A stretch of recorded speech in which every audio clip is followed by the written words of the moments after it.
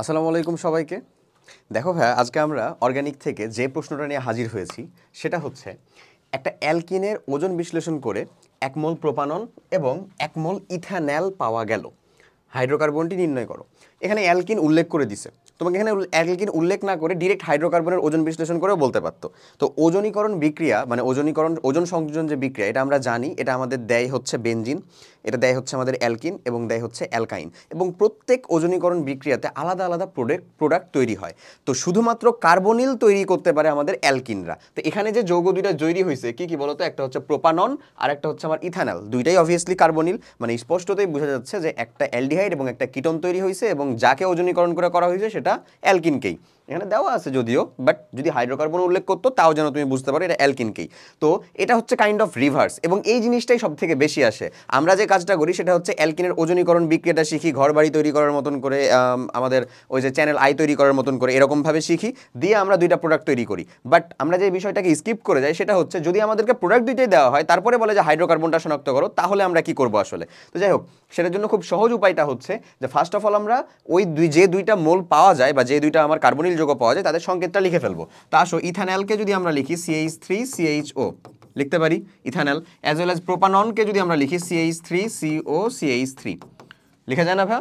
এই দুইজনকে পাওয়া গেছে, এটাই তো হচ্ছে তোমার কথা। এখন এটাকে তুমি একটু গাঠনিক সংকেত আকারে লিখবা, তারপরেই খুব সহজ, এই দুটো আর মানে কঠিন কিছু না। গাঠনিক সংকেত আকারে যদি আমরা লিখতে চাই তাহলে লিখতে পারি CH3C ডাবল বন্ড এমন, এই যে ইথানলকে লিখলাম।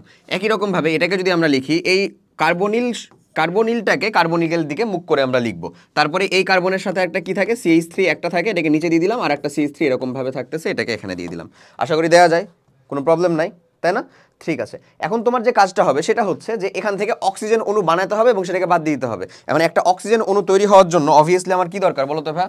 O2, মানে O ডবল বন্ড O, এটা দরকার না? মানে দুইটা অক্সিজেন পরমাণু দরকার, একটা ডাবল বন্ড দরকার। তো আমরা যে কাজটা করতে পারি সেটা হচ্ছে এই যে এরকমভাবে এ পার্টটুকুকে বের করে দিতে পারি। দুইটা অক্সিজেন পরমাণু নিলাম, একটা ডাবল বন্ড নিয়ে আমরা সেটাকে কি করে তৈরি করে দিতে পারি, O2 তৈরি করে দিতে পারি।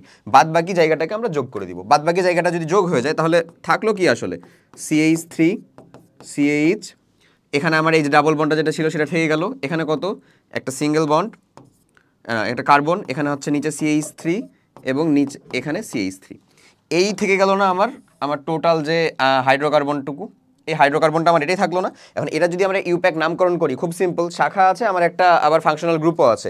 তো শাখা আমার এই যে শাখা এবং ফাংশনাল গ্রুপ যদি দুইটাই থাকে, আমরা কি করতাম বলো তো, 1 2 3 4, 2 নাম্বার কার্বনে আমরা শাখা পাচ্ছি, 2 নাম্বার কার্বনে আমরা ফাংশনাল গ্রুপ পাচ্ছি। তাহলে আমরা বলতে পারি 2 মিথাইল বিউটিন 2 অথবা 2 মিথাইল বিউট 2 ইন, এই তো 2 মিথাইল বিউটিন 2 অথবা আমরা বললাম হচ্ছে বিউট 2 ইন অথবা বিউটিন 2 শেষ।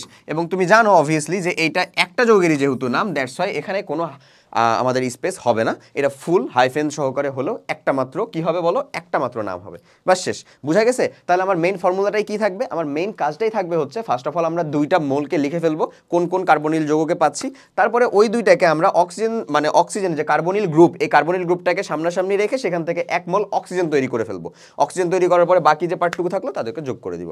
তারপরে আমরা সেটার ইউপ্যাক নামকরণ করলে খুব সহজে এটা বের করে ফেলতে পারবো যে আমরা কোথা থেকে কাকে যদি ওজনীকরণ করি তাহলে এই আমার ইথানল এবং প্রোপানন পেতে পারি। হোপফুলি সবাই বুঝতে পারছো।